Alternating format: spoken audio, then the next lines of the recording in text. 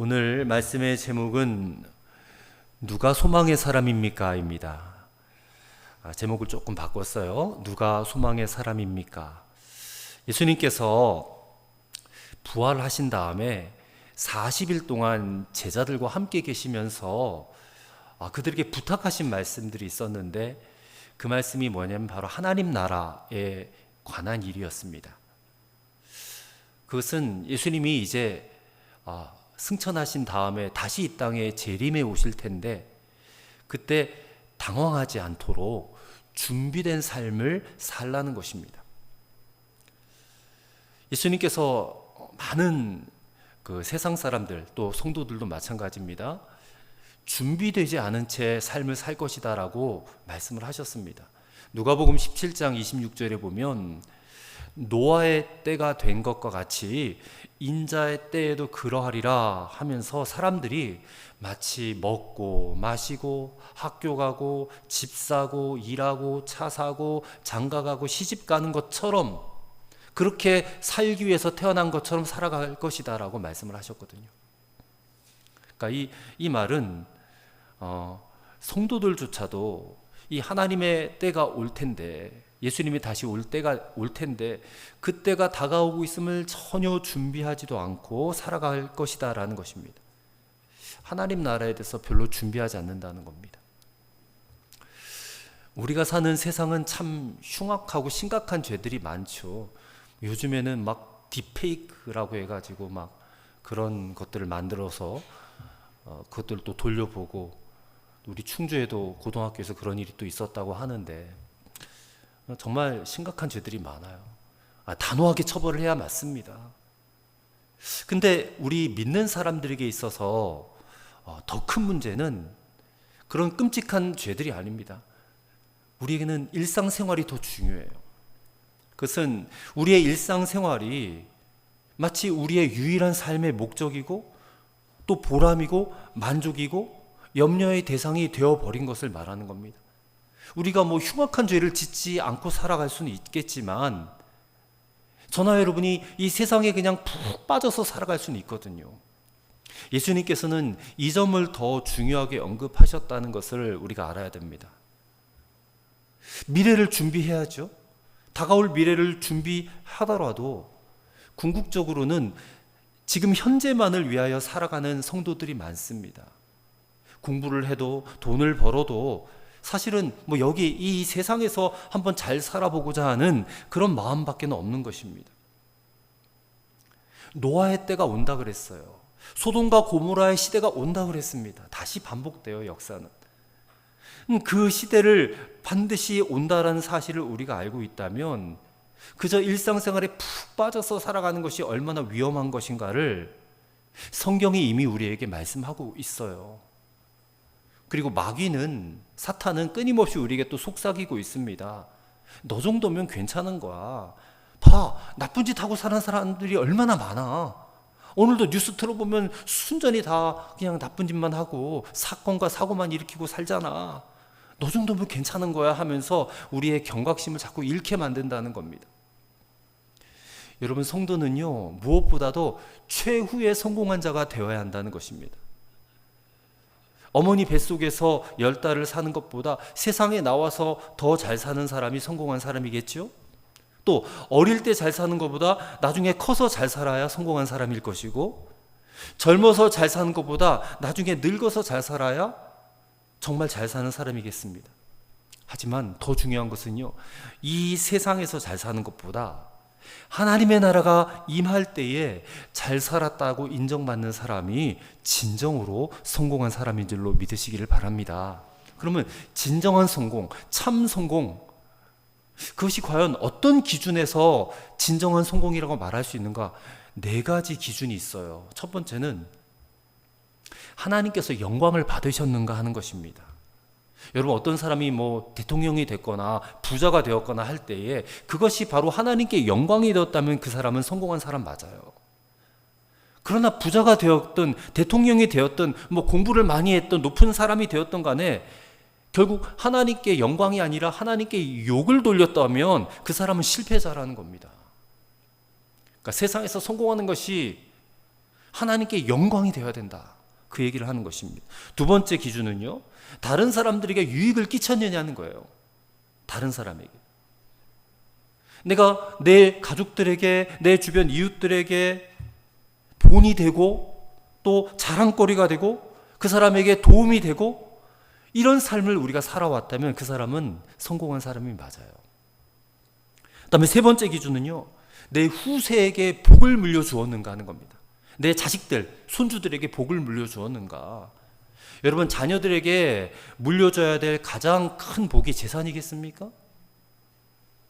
절대 그렇지 않습니다. 자식들에게, 자녀들에게 물려줘야 될 것은 첫째도 둘째도 셋째도 믿음입니다. 예수님을 믿는 믿음을 물려줘야 돼요. 이 믿음의 유산을 물려줘야 그 사람은 성공한 사람이지, 믿음의 유산을 물려주지 못했다면 그 사람은 실패자라는 것입니다. 네 번째 기준은 자기 자신이 복되었는가 하는 것입니다. 내가 이 땅에 한평생 살면서 나 자신보다 남을 낮게 여기고 또 끊임없이 다른 사람에게 나누고 베풀고 섬기며 살다가 나중에 하나님이 나를 부르실 때에 천국에 들어가게 된다면 그 사람은 성공한 사람이 되겠죠. 그러나 세상에서 내가 아무리 호의호식했다 할지라도 자기 자신의 만족만을 위하여 살았다면, 자기 자신의 유익만 구하며 살았다면 그 사람은 실패자에 불과하다는 것입니다. 여러분, 요즘 기업인들이나 세일즈맨이나 또 벤처기업인들이 보통 열심히 사는 게 아니에요. 정말 열심히 삽니다. 긍정적 사고방식, 적극적 사고방식으로 무장해가지고 철저하게 자기를 관리하고요. 인간관계 훈련, 리더십 훈련, 이런 훈련으로 그냥 자기를 피하라는 그런 시대예요. 근데 너무너무 안타깝게도 가장 중요한 인생의 궁극적인 목적, 그것을 보는 눈이 열려야 되는데 그 눈은 열리지 않았어요. 그래서 나중에 돌이킬 수 없는 순간이 되면 그때 가서야 내가 헛살았구나, 내가 속았구나, 그렇게 한단 말입니다. 사도 바울은 천국을 본 사람이에요. 그가 환상과 계시에 이끌려서 3층 천까지 이끌려갔어요. 3층 천이 이제 오늘 우리가 말하는 천국인데, 거기서 사람이 이르지 못할 너무나 여러 가지 말들을 듣고 많은 광경을 보고 왔어요. 근데 이 사람은 어떤 사람이냐? 당시 사회에 있어서 굉장히 최고위층에 있던 사람이에요. 히브리인 중에 히브리인이고 율법으로는 바리새인이고 로마의 시민권을 갖고 있던 엘리트 중에 엘리트가 바로 사도 바울이었어요. 그 사람은 한마디로 세상에서 누릴 수 있는 모든 것을 다 누렸던 사람, 그런 사람인데 그가 천국을 보고 오니까요, 이게 아무런 쓸데가 없어 보이는 거예요. 아무것도 아닌 것처럼 하찮게 보일 정도예요. 그런 것들을 마치 배설물처럼 여겼다. 우리가 아침마다 화장실에서 보는 거 있잖아요. 그 배설물처럼 하찮게 여길 정도가 되었다라고 고백하고 있어요. 사도 바울처럼 우리도 천국을 보고 나면요, 성공의 기준이 다 달라 보이게 될 것입니다. 돈 많이 벌고 공부 열심히 하고 지위가 높아지는 세상적 성공은요, 별로 이렇게 자랑할 것이 못 되는 성공이라는 것을 알게 될 거예요. 왜 그런가 하면 이 세상적 성공에는 세 가지 부작용이 있기 때문에 그렇습니다. 첫째는 이것들을 얻기까지 이 죄악에 물들지 않는 것이 어렵다는 것이에요. 두 번째는 이게 시간적으로는 굉장히 잠깐이란, 순간이라는 것입니다. 그리고 세 번째는 이것이 사람의 근본적인 문제는 해결해 주지 못한다는 것이에요. 사람의 근본 문제가 뭡니까? 죄의 문제잖아요. 죄의 문제. 아무리 돈 많고 지위가 높은 사람이라도 근심거리는 더 많아요. 세상의 성공이요, 우리의 근심과 죄악과 질병과 전쟁 같은 것들을 해결해 주지 못한다는 것입니다. 그래서 성경은요, 돈 많은 사람이나 학자나 지체 높은 사람들을 성공자라고 정의하지 않아요. 그러면 누가 성공자냐? 다가올 미래 하나님의 나라를 위하여 준비된 자가 진정으로 성공한 자다라고 말씀하고 있다는 것입니다. 그가 바로 소망의 사람이라는 거예요. 소망의 사람. 오늘 저와 여러분이 이 소망의 사람이 되시기를 간절히 소망합니다. 우리가 소망의 사람이 되기 위해서는 첫째로 죽음을 보는 눈이 열려야 한다라는 것입니다. 구약성경 전도서 7장 2절에 보면 이런 말씀이 있습니다. 초상집에 가는 것이 잔치집에 가는 것보다 나으니 모든 사람의 끝이 이와 같이 됨이라. 산자는 이것을 그의 마음에 둘지어다 라고 했습니다. 자, 왜 그런가 하면 이 장례식에 참석하면 우리도 언젠가는 저렇게 죽을 수밖에 없는 그런 유한한 존재다라는 사실을 깨닫기 마련입니다. 그러면 자신의 삶에 대해서 다시 한번 생각해 보지 않겠어요? 누가복음 16장에 보면 부자와 나사로의 비유의 말씀이 나옵니다. 자, 부자와 나사로. 나사로는 거지입니다. 근데 부자는요, 날마다 호화스러운 삶을 살았어요. 날마다 잔치를 베풀고 막 연회를 베풀고 좋은 음식을 먹고 아주 아름다운 옷을 입고 그렇게 살았다라고 성경이 기록하고 있어요. 하지만 그가 어리석었던 것은 그가 하나님 없이 살았다라는 겁니다. 하나님 앞에 갈 날을 준비하지 않고 살았다는 거예요. 죽음을 내다보지 못했기 때문에. 여러분, 부자가 되는 것은 죄가 아닙니다. 부자로 사는 것도 죄가 아니에요. 하지만 단지 현재에 만족해서 하나님을 만날 준비를 하지 않은 것이 죄예요. 그래서 그 부자는 지옥으로 떨어졌습니다. 근데 그에 반해서 나사로는 현재가 별로 만족스럽지 못했어요. 그의 신분은 거지입니다. 빌어먹어야 돼요. 근데 그래서 그랬는지 몰라도 그는 하나님을 찾았던 것 같아요. 그 영혼이 하나님 만날 준비를 하고 있었던 것 같습니다. 오히려 이 삶이 곤고하고 어려울 때에 죽음을 보는 눈이 열릴 가능성이 크다는 것을 보게 돼요. 현재가 너무 만족스러우면요, 죽음을 잘 내다보지 못하거든요. 그러니까 이 점이 부자와 나사로가 천국과 지옥으로 갈라진 이유가 되었다라는 것입니다. 언젠가 그 영국의 왕세자 빈이었던 다이애나라는 사람이 있었잖아요.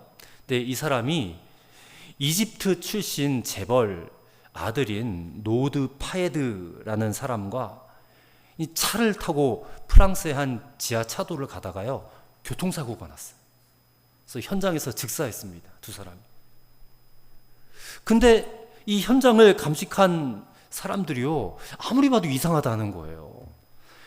이 곳은 별로 사고가 날 수 있는 그런 곳이 아니었다는 것입니다. 아주 평범하고 완만한 길이었다는 거예요. 게다가 그들이 타고 있던 차는요, 세계에서 가장 튼튼한 차, 독일에서 만든 벤츠였어요. 그곳에서 세계 최고의 재벌과 세계 최고의 명예를 가진 두 사람이요, 한날 한시에 그냥 즉사하고 말았다는 것입니다. 그날 그렇게 그들에게 죽음이 갑자기 덮칠 줄 알았더라면 그들은 그 전날 밤에 호텔에서 술을 마시지 않았을 거예요. 그들은 몰랐던 것입니다. 그들에게는 돈도 명예도 젊음도 있었어요. 이 죽음은 남의 이야기였다는 거예요, 그들에게 있어서. 그래서 그들은 그 인생을 가장 허망하게 살았던, 어떻게 보면 인생을 허망하게 살았던 대표적인 사람이 되었다는 것이죠. 여러분, 예수님을 믿는 저와 여러분들은 어떻게 살아야 되겠습니까? 우리는 항상 우리의 죽음을 바라보고 살아야 돼요. 이 죽음을 바라보게 될 때에 우리의 삶은 전혀 새롭게 보여요. 전혀 새롭게. 저도 언젠가 유언장을 한번 써볼 기회가 있었어요. 내가 지금 당장 죽는다면 어떤 유언을 남길 것인가 써봤는데, 근데 대부분 유언장을 쓸 때 가장 많이 쓰는 말이 미안하다, 용서해줘, 사랑해, 이런 말만 쓰게 돼요. 저도 그런 말만 쓰게 되더라고요. 내 사랑하는 가족들을 생각하니까 미안해, 용서해줘, 사랑해, 고마워, 이런 말만 쓰게 되더라고요. 자, 이것은 우리가 죽음을 눈앞에 두고서야 비로소 자신에게 가장 소중한 사람이 누구였는지, 또 그 소중한 사람을 내가 얼마나 소홀히 여기며 살았는지를 깨닫게 된다는 것이에요. 그리고 평소에 그렇게 고민하던 문제들은요, 죽음 앞에서는요, 생각나지도 않더라는 거예요. 내가 왜 그때 그 아파트에 투자를 하지 못해서 내가 돈을 벌지 못했을까? 내가 왜 그 땅을 사두지 못해가지고 내 자식에게 물려주지 못해? 이런 생각은 하지 않는다는 거예요. 그러니까 이 말은 평소에 그다지 중요하지도 않은 문제들에 일평생 동안 얽매여서 살았다는 것에 불과하다는 거예요. 정말 소중하고 정말 가치 있는 일을 죽음에 이르러서야 비로소 깨닫게 된다면 이게 얼마나 안타까운 일이겠습니까? 그래서 성도들은 평소에 죽음을 보는 눈이 열려져 있어야 돼요. 언제든지 하나님 만날 준비를 하고 있어야 된다는 것입니다. 우리가 언제 죽을지 어떻게 알아요? 그래서 소망의 눈을 떠야 한다는 것입니다. 여러분, 하루에 이 지구상에 얼마나 많은 사람이 죽는지 아십니까? 하루에요 120만 명이 죽어요. 전 세계 인구가 80억인데 80억 중에 하루에 120만 명이 사망을 합니다. 매 초마다 30명이 죽어요. 지금 1초 지났는데 30명 죽었어요. 인천보다 더 큰 도시가 하루아침에 사라지는 겁니다. 여러분, 아무리 홍수가 크게 나더라도요 하루에 120만 명이 죽지는 않아요. 어떤 전염병이 몰아닥쳐도 하루에 120만 명 죽게 할 수 없어요. 근데 하루에 120만 명이 죽는단 말이에요. 언젠가 우리도 그 대열에 포함될지 모릅니다. 서울대를 졸업한 한 청년이 28살인데 암에 걸렸어요. 의사와 가족들은 그가 암에 걸렸다는 사실을 숨겼습니다. 몇 달만 치료하면 나아서 퇴원하게 될 거야 하고 속였어요. 목사님이 그 청년에게 가서 예수님을 전했어요. 복음을 전했어요. 그러면 비실비실 웃어요. 비웃는 거죠. 매일같이 그 암 때문에 견딜 수 없는 그 통증을 그냥 몸부림을 치면서 견디면서 자신의 죽음을 알지 못해요. 그리고 내가 이 병원만 나서면 내가 이러한 일을 할 거다라고 계획만 세우고 웃기만 해요. 얼마나 어리석습니까? 어떤 분이 교통사고를 당했는데 목사님이 가서 물어봤습니다. 교통사고를 당하는 그 순간에 무슨 생각을 하셨습니까? 그랬더니 그때는 아무 생각도 들지 않더라고요. 그 짧은 순간에 내가 뭘 생각하고 뭘 준비할 수 있었겠습니까? 죽었구나 할 때 이미 사고가 나버렸더라고요.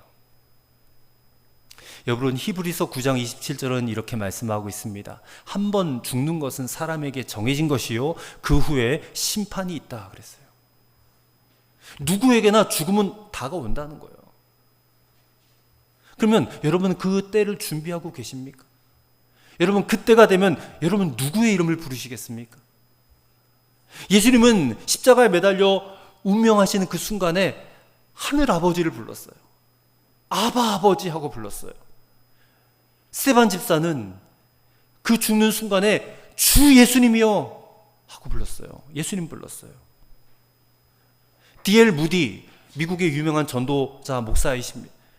죽을 때에 아름답구나, 저것이 정말 천국이구나, 죽음이 이런 것이라면 나는 두려울 것이 없다, 나는 간다 그랬대요.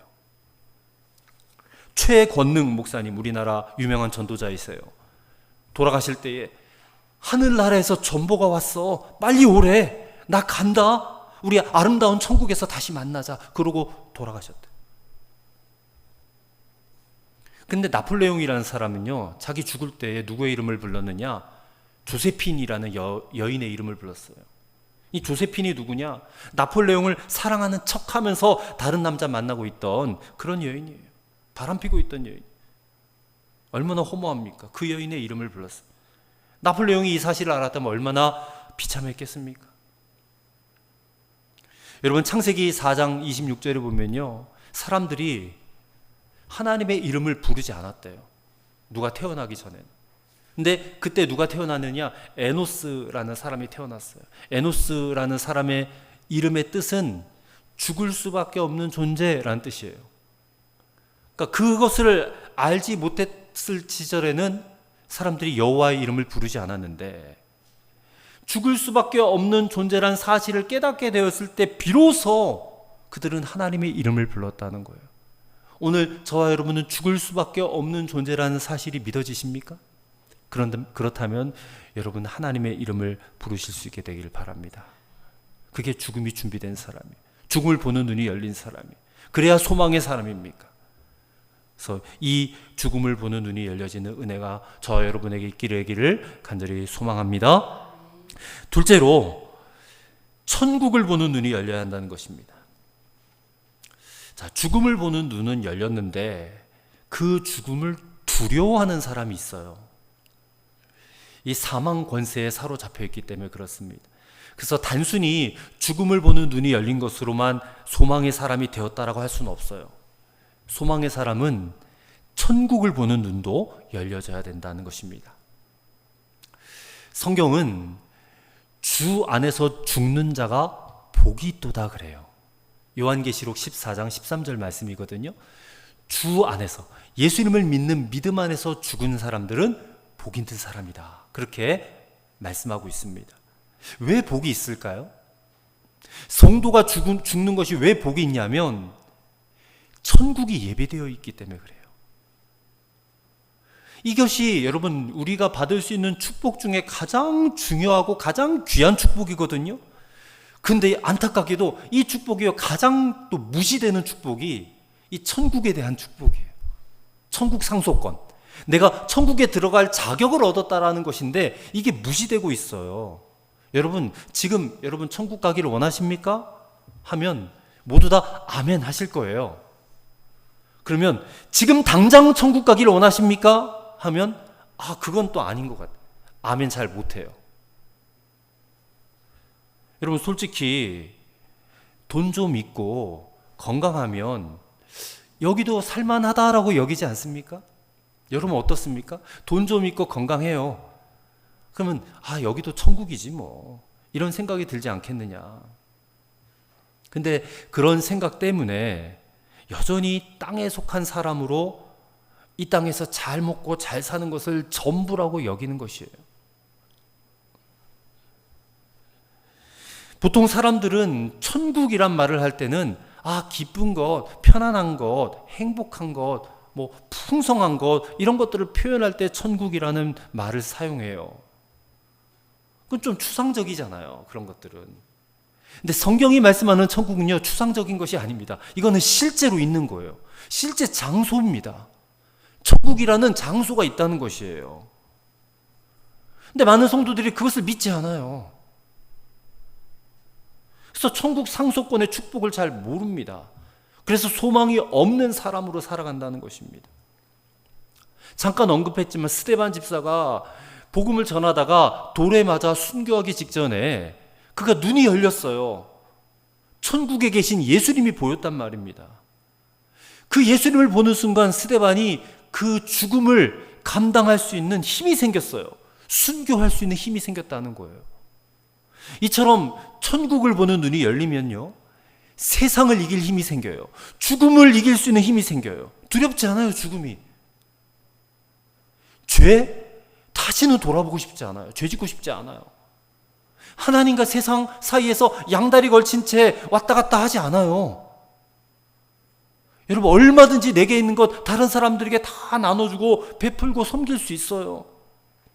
사람들 미워하고 원수 맺을 이유도 없어요. 뭐하러 원수 맺습니까? 천국이 있는데. 내가 그 천국 상속권을 받은 자인데. 그런 자부심이 생기기 때문에 이렇게 살 수 있다는 것입니다. 그래서 성도의 삶은 그 자체가 세상에 대해서 메시지가 돼야 돼요. 내가 좀 정직하게 살려고 하니까 가난하게 돼요. 그러면 내가 천국에 가서 영원히 부자로 살면 되지.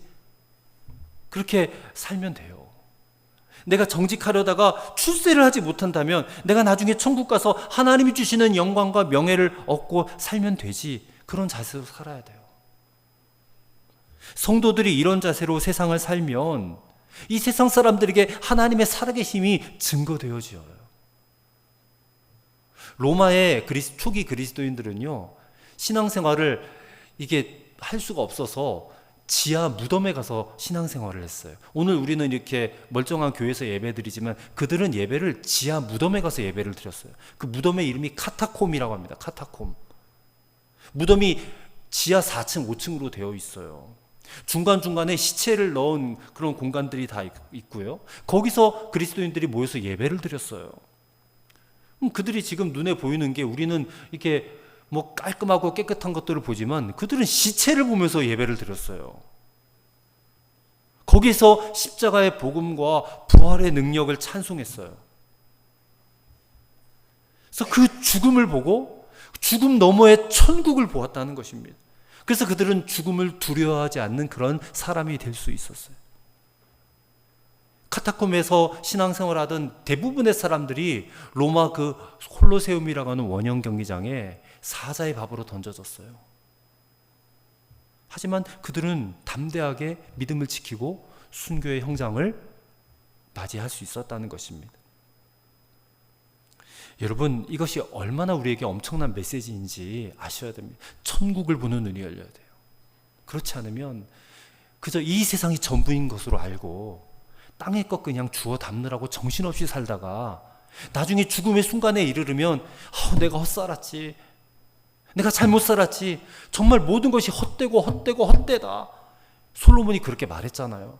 솔로몬이 땅의 것 실컷 주워 담다가 죽음의 순간에 고백한 것이 모든 것이 헛되다라고 고백하고 죽었다니까요. 우리가 그렇게 살면 되겠습니까? 천국을 보는 눈이 열리면 이 땅에서의 삶도 헛되게 살지 않을 수 있어요. 가치 있는 삶을 살 수 있게 되는 줄로 믿습니다. 마지막 세 번째로 하나님의 나라를 보는 눈이 열려야 한다는 것입니다. 자, 아까는 천국을 보는 눈이 열려야 된다고 했는데 이번에는 하나님의 나라를 보는 눈이 열려야 된다.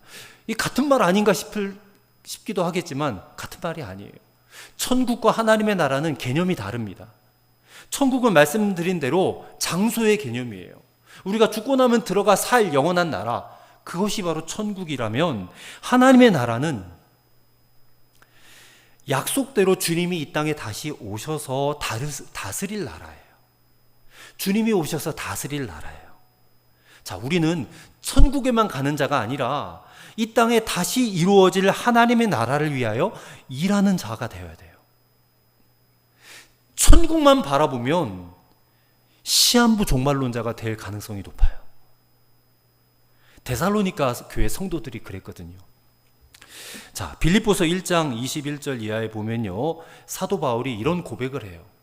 뭐라고 고백하냐? 내가 간절히 원하는 것이 있는데 그것은 내가 이 땅에 사는 것보다 빨리 죽어서 천국 가는 거야. 이런 고백을 해요.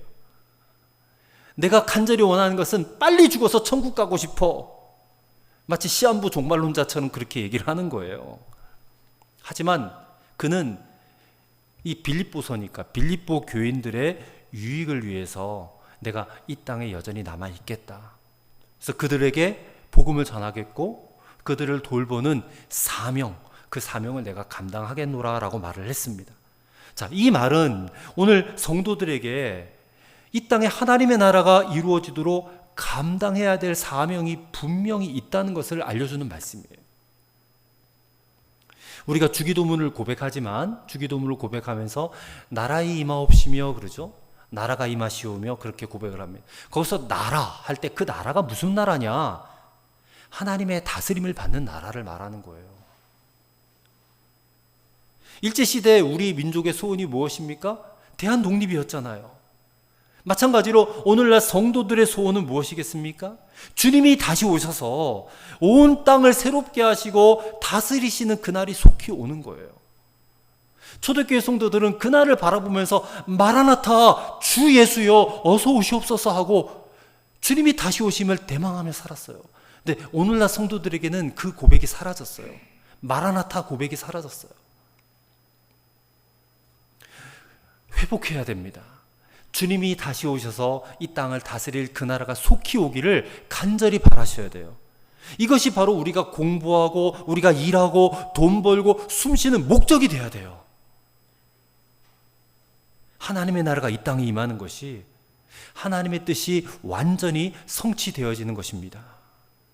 우리의 소망은 단순히 죽어서 천국 가는 것이 아니에요. 우리가 살아가는 이 땅에 하나님의 나라가 이루어지는 것까지 되어야 한다라는 것입니다. 요한계시록 11장 15절에 보면 성경의 마지막 결론을 이렇게 말씀하고 있습니다. 일곱째 천사가 나팔을 불매 하늘에 큰 음성들이 나서 이르되 세상 나라가 우리 주와 그의 그리스도의 나라가 되어 그가 세세토록 왕노릇 하시리로다. 자, 성경의 마지막 결론이 뭐라고 말씀하고 있어요? 하나님을 대적하는 세상 나라는 완전히 반드시 망하게 될 것이고 예수 그리스도께서 반드시 다시 오셔서 여기에 하나님의 나라가 임하고 그분이 영원히 왕노릇하는 그런 나라가 될 것이다 라고 예언하고 있어요. 그 나라가 올 거예요. 올 거예요. 그렇다면 이 성경이 약속한 하나님의 나라는 어떤 나라냐? 우리가 매일 보고 듣게 되는 온갖 더럽고 악한 일들이 이 지상에서부터 사라지게 돼요. 비인간적인 일, 음란한 일, 방탕한 일, 모든 슬픔과 눈물과 질병과 아픔과 전쟁과 죽음이 사라지는 나라예요.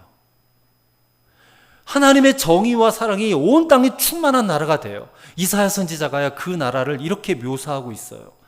사자와 송아지가 함께 뒹굴고 놀며 어린아이가 뱀에굴에 손을 집어넣어도 아무런 해가 없는 세상이 된다는 거예요. 모든 칼과 창은 곡괭이와 삽자루로 바뀌는 날이 온다는 거예요. 전쟁이 필요 없는 나라예요. 여러분, 우리가 꿈꾸는 나라, 그 하나님의 나라는 인류 역사 이래로 모든 인류가 도무지 꿈꾸지도 상상하지도 못했던 찬란하고도 아름다운 나라예요.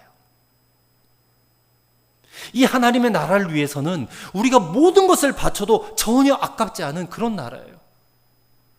그 나라가 온다라고 성경은 우리에게 말씀하고 있다는 것입니다. 근데 안타깝게도 성도들은 이 하나님의 나라가 이 땅에 이루어질 것이라고 도무지 믿지를 않아요. 그러니 이 세상에 푹 빠져 사는 거예요. 세상 이익만 구하려고 아둥바둥 사는 거예요. 그래서 자신의 사명이 얼마나 큰 사명인지를 알지 못하고 어떻게 하면 그 사명을 요리조리 피할까만 생각해요. 어느 교회에서 목사님이 집사님에게 물었어요. 집사님의 사명이 무엇인지 생각해 보신 적 있으십니까? 라고 물었더니 그 집사님은 아니요, 저 사명 생각해 본 적 없는데요?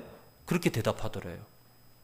근데 그 집사님은 아주 좋은 직장에 다니고 있었고 또 굉장히 높은 직위를 갖고 있었어요. 돈도 많이 벌어요. 그리고 열심히 살아요. 하루가 막 24시간이 넘도록 25시간이 되도록 그렇게 열심히 사시는 분이에요. 그리고 그 축복이 하나님께로부터 온 것이라고 그렇게 믿고 사시는 분이에요. 하지만 사명은 생각해 본 적이 없대요. 사실 이게 대부분의 그리스도인들의 현실이에요. 여러분, 하나님 나라를 보는 눈이 열려야 된다라는 말은요, 결국 사명에 대해 눈이 열려야 된다라는 말이에요. 하나님 나라를 보는 눈이 열리면 내가 무엇을 하며 살아야 될지가 보여요. 무엇을 하며 살아야 될지. 주님께서는 저와 여러분을 하나님 나라를 위해서 부르셨어요. 그 나라가 이루어지기까지 사명을 감당하라고 우리를 부르신 줄로 믿으시기를 바랍니다. 이것을 믿으면 사명 감당하는 것이 얼마나 놀랍고 축복된 삶인지 그게 깨달아지실 줄로 믿습니다. 근데 사명도 옥토밭 사명이 있고 돌짝밭 사명이 있어요. 옥토밭 사명은 편안하고 좋은 곳에서 일하는 것이고요. 돌짝밭 사명은요, 어렵고 힘든 사명이나 그런 사역지를 의미해요. 사실 모두가 다 옥토밭 사명을 꿈꿔요. 근데 하나님의 나라가 임하면, 주님 앞에 서면 입장이 좀 달라질 것 같아요. 이 돌짝밭 사명을 감당하기 위해서 정말 눈물과 고생으로 얼룩진 세월을 보낸 이들, 그들은 나중에 주님 앞에 서면 말할 수 없는 영광과 상을 받겠지만, 옥토밭 사명, 옥토밭에서 그냥 호강하면서 편안하고 좋은 곳에서만 일했던 사람은 나중에 주님 앞에 섰을 때 한없이 부끄러울 것이다라는 겁니다.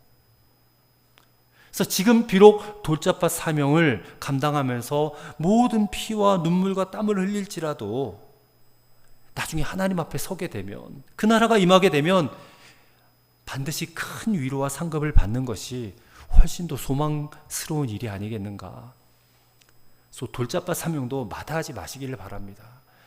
저도 그렇고 여러분도 그렇고 이 교회를 지키고 또 이 교회의 성장과 부흥을 위해서 여러분이 헌신하고 사명 감당하는 것이 저는 돌짝밭 사명이라고 생각을 해요. 여러분이라고 큰 교회 가서 대접받고 환영받고 환대받고 그렇게 신앙생활을 왜 안 하고 싶으시겠습니까? 하지만 어렵고 힘든 이 개척의 길, 이 사명의 길을 묵묵히 잘 감당하신다면 그 나라가 이 땅 가운데 임할 때에 주님으로부터 큰 상급과 또 큰 위로를 다 받으시게 될 줄로 믿습니다. 하나님의 나라는 이미 시작되었어요. 그리고 진행되고 있고요. 그리고 주님이 다시 오시면 완성되는 것입니다. 그래서 이것을 아는 자가 다가올 하나님의 나라를 준비하는 진정한 소망의 사람이 될 줄로 믿습니다. 여전히 천국 소망도 모르고 이 땅에서 잘 먹고 잘 사는 일에 집착하며 사시겠습니까? 아니면 다가오는 천국과 하나님 나라를 소망하면서 조금은 고생스럽고 조금은 힘들지만 그날의 소망을 꿈꾸며 정말 이름도 없이 빛도 없이 감사하며 사명 감당하며 살아가는 여러분이 되시겠습니까? 여러분의 선택이 후자가 되시기를 간절히 소망합니다. 기도하겠습니다. 하나님, 여기 모인 성도들이 정말 다가올 천국과 하나님 나라를 준비하며 살아가는 소망의 사람이 되게 하여 주시옵소서. 그래서 주님이 땅 다시 오실 때 우리 모두가 기쁨으로 주님을 환영하며 주님으로부터 큰 위로와 상급을 다 받아 누리는 우리 교회 성도들이 다 되게 하여 주시옵소서. 예수님의 이름으로 기도하옵나이다. 아멘.